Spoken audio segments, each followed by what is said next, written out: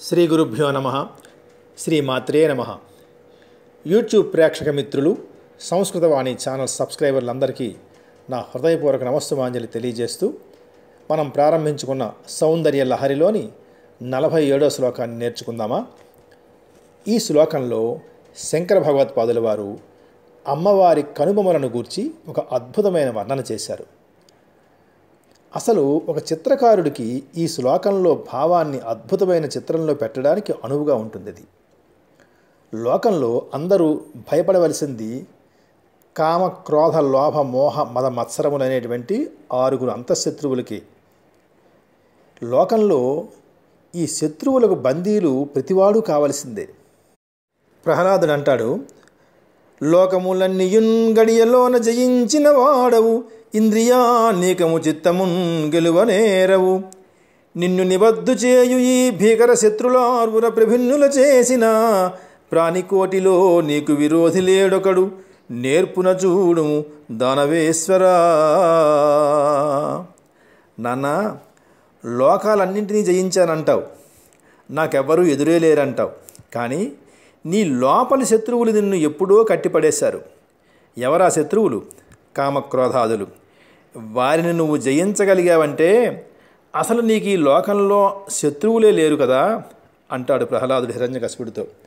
అందుకని ఈ శత్రువులకు భయపడినవాడు, బాధలు పడినవాడు లోకంలో ఎవడు ఉండడు. తన పిల్లల బాధలు, భయాలు తొలగించడమే అమ్మకు ఒక వ్యసనం. వ్యసనం అంటే అధికమైన ఆసక్తిని అంటారు, వ్యసనం అని అంటారు. అమ్మ ఎప్పుడు ఏ పని చేస్తున్నా ఒక కంట తన పిల్లాడిని కనిపెడుతూనే ఉంటుంది, ఏం ప్రమాదం తెచ్చుకుంటాడో అని. బయట వాన పడుతూ ఉంటుంది, ఇంటి ముందర నిల్చొని ఆ వానధారలకు ఆడుకుంటూ ఉంటాడు. ఇంతలో పెద్దగా ఉరిమిన శబ్దం వినబడింది అనుకోండి, భయపడి పరిగెత్తుకుంటూ వచ్చి అమ్మ ఒడిలోకి చేరిపోతాడు. అలా అమ్మ దగ్గరికి చేరిపోయాడా వాడికి మరిగా భయం అన్నదే ఉండదు. సమస్త భువనములు కామక్రోధాది శత్రువులకు భయపడుతూనే ఉంటాయి. ఈ భయాన్ని తొలగించడమే ఆ జగన్మాతకు అత్యంత ఇష్టమైనటువంటి పని. అమ్మ యొక్క కనుబొమలు దర్శనంతో ఈ భయాలన్నీ తొలగిపోతాయి. సరే, శ్లోకంలోకి వెళ్దాం పదండి. భ్రువో భుగ్నే కించిత్ భువన భయభంగం వ్యసనిని త్వదీయే నేత్రాభ్యాం మధుకర రుచిభ్యాం ధృతగుణం ధనుర్మన్యే సవ్యేతరకరగృహీతం రతిపతేః ప్రకోష్ఠే ముష్ఠౌ చ స్థగయతి నిగూఢాంతరముమే అంటారు. ఈ శ్లోకాన్ని ముందుగా పదాలుగా విడదీసి చెబుతాను, విరామ చిహ్నాలు పెట్టుకోండి. భ్రువౌ భుగ్నే కించిత్ భువన భయభంగం వ్యసనిని త్వదీయే నేత్రాభ్యాం మధుకరరుచిభ్యాం ధృతగుణం ధనుః మన్యే సవ్యేతరకరగృహీతం రతిపతేః ప్రకోష్ఠే ముష్ఠౌ చ స్థగయతి నిగూఢాంతరం ఉమే. ఇప్పుడు ఈ పదాలకు అర్థాన్ని ఒక్కొక్కదానిగా చెప్పి తరువాత శ్లోకం మొత్తాన్ని వివరణ చేస్తాను. హే ఉమే అంటే ఓ ఉమాదేవి. శంకర భగవత్పాదుల వారికి ఈ పిలుపు అంటే ఎంతో ఇష్టం. అందుకని ఓ ఉమా, ఓ ఉమాదేవి అని పిలుస్తున్నారు. భువన భయభంగం వ్యసనిని. భువన భయ అంటే లోకుల యొక్క భయాన్ని భంగ పోగొట్టుట యందు వ్యసనిని అధికమైనటువంటి ఆసక్తి గల దేవి.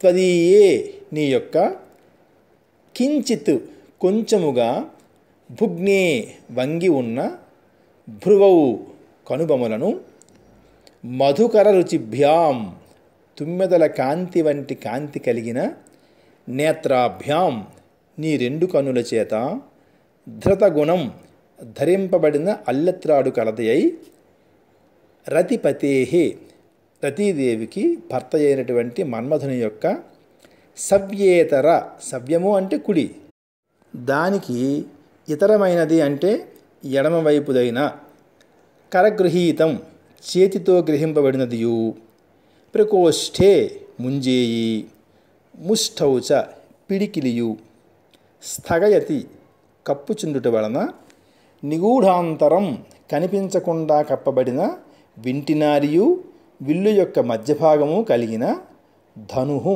విల్లుగా మన్యే తలంచుచున్నాను. భ్రువౌ భుగ్నే కించిత్ భువన భయభంగం వ్యసనిని త్వదీయే నేత్రాభ్యాం మధుకర రుచిభ్యాం తృతగుణం ధనుర్మన్యే సవ్యేతరకరగృహీతం రతిపతేః ప్రకోష్ఠే ముష్ఠౌ చ స్థగయతి నిగూఢాంతరము మే అన్నారు.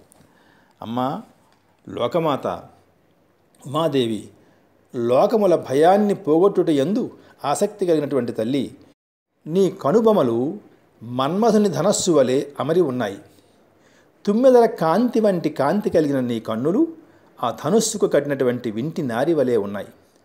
మన్మధుడు తన వింటిని ఎడమ చేతితో పట్టుకున్నందువల్ల ఆ వింటి నడిమి భాగము వింటి నారి మధ్య భాగము కనిపించడం లేదు అంటున్నారు శంకరులు. ఇదొక చక్కని ఊహ. చూడండి ఎంత చక్కగా సమర్థిస్తున్నారు. అమ్మవారి కనుబొమలు కొద్దిగా వంగి ఉన్నాయి. దీనిని శంకరులు వింటి నారిన దొరికినటువంటి మన్మధుని విల్లు వలె ఉన్నదని ఊహ చేస్తున్నారు. విల్లు రెండు దగ్గరలా వంగి ఉండి మధ్యలో పిడికిలితో పట్టుకోవడానికి అనువుగా ఒక ప్రదేశం ఉంటుంది. అమ్మవారి కనుబొమల మధ్యలో కూడా ఖాళీగా ఉంది. ఇది ధనుస్సు యొక్క మధ్య భాగం. ఇక వింటి నారి విషయానికి వస్తే మన్మధుడి విల్లుకు తుమ్మెదల బారు వింటి నారిగా ఉంటుంది. మరి అమ్మవారి కన్నులు రెండు తుమ్మెదల వలె ఉన్నాయి. ఇప్పుడు ఆ కంటి రెప్పలు వింటి నారి వలె ఉన్నాయి. ఇప్పుడు ఆ వింటి మధ్య భాగము వింటి నారి మధ్య భాగము కనిపించకుండా పోవడానికి కారణం మన్మధుడు తన ఎడమ చేతి పిడికిలితో వింటి మధ్య భాగాన్ని, ముంజేతితో వింటి నారి మధ్య భాగాన్ని కప్పివేయడం వల్ల అక్కడ కనిపించడం లేదు అంటారు. ఎంత చక్కని ఊహ చేశారో చూడండి శంకరులు.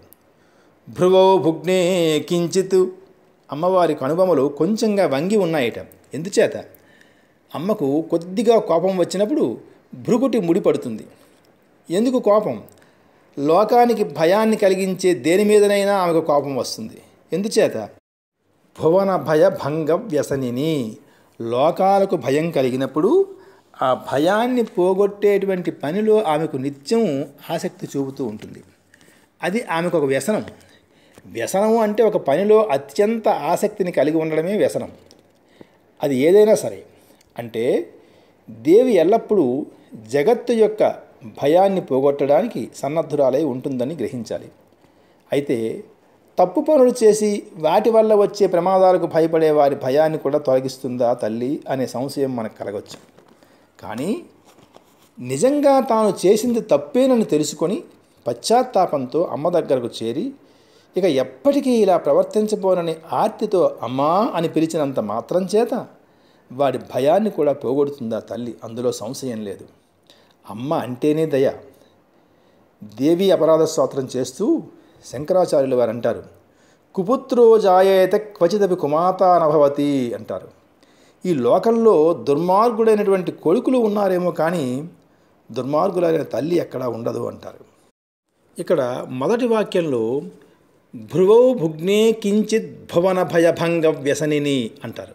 చూడండి, శ్లోకంలో భ అనే భకారాన్ని 10 సార్లు ప్రయోగించారు వృత్యానుప్రస అలంకారం చేస్తూ.